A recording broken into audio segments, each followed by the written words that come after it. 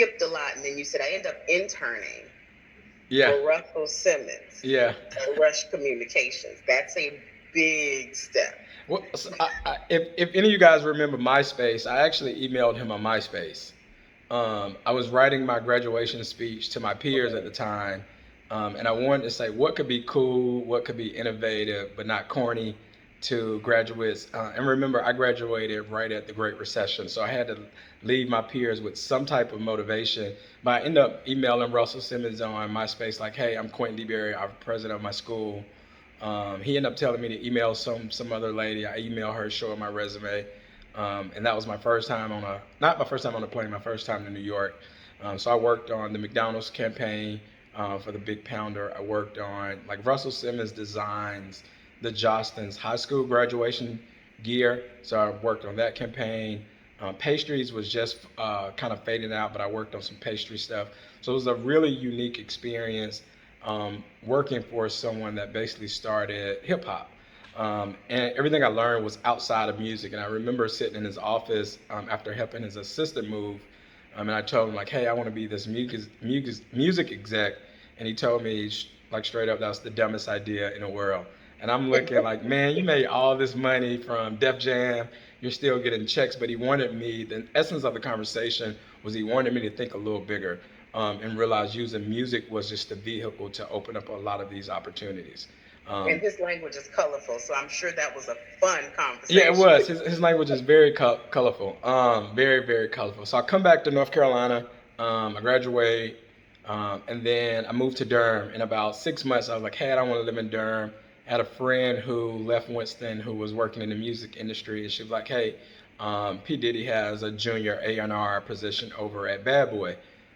So I hopped in a car with one of my friends who was going to grad school. I parked my car at the time in my uncle's yard and said, please don't sell my car. And I got in the car and moved to New York. And there I worked on Last Train to Paris, which was P. Diddy's last album under, I think, Atlantic Records.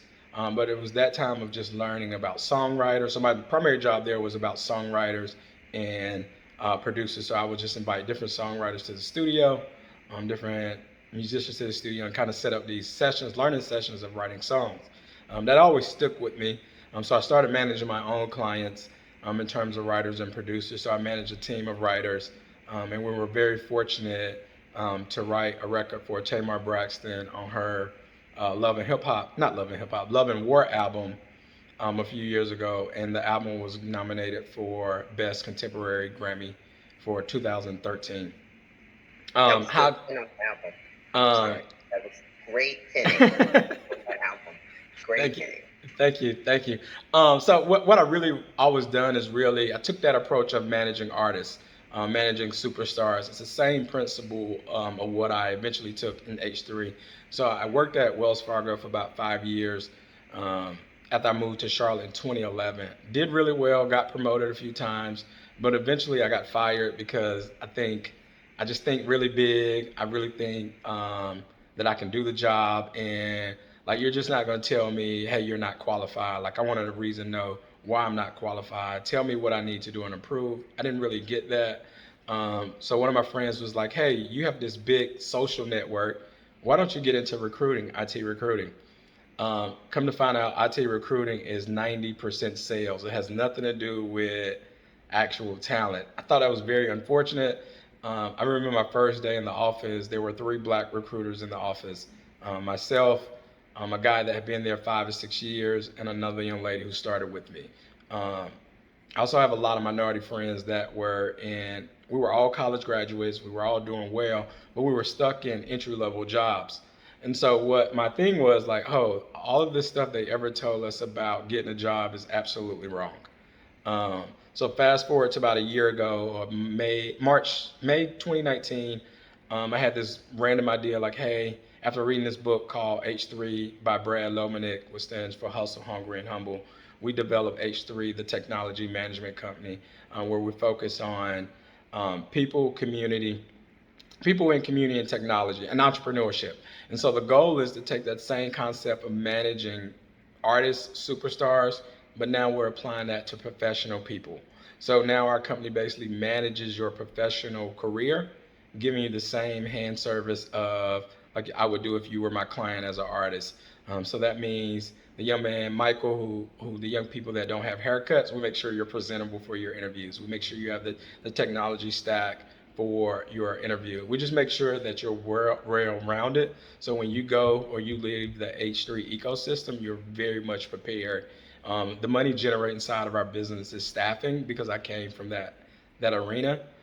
So we sign your typical staffing agreements with companies, both locally and nationwide. But it premise of our company is to provide a safe space for minority talent so that they're getting that signature touch of how do I elevate my career from point A to point B. We all know that Charlotte particularly is ranked 50 out of 50 when it comes to economic mobility. We're able to take some of those call center people and teach them basic business analyst skills and take them from 14, 15, $16 an hour to now $40 to $50 an hour within a certain time frame. So our business is a traditional staffing firm mixed with my entertainment industry background. That's so dope. Okay, we're gonna come back to that and put a pin in that because Okay. you and I could probably talk for a year. And so, Tynetta, is it T? Would you prefer T or Tynetta? Are you there? I see her. I think she's on mute. There we go. Hey, we have you now. Give me, Yes, give me I'm the here. proper way to say your name. I don't like mispronouncing people's names. It's perfectly fine. It's Tynetta, but everybody calls me T.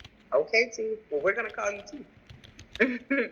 All right. So T is, just for everyone that maybe missed the first few minutes of introduction, T is a gamer and a serial creative. And I love the way that is described, that you're a gamer and a serial creator, because entrepreneurs should be serial creators, right?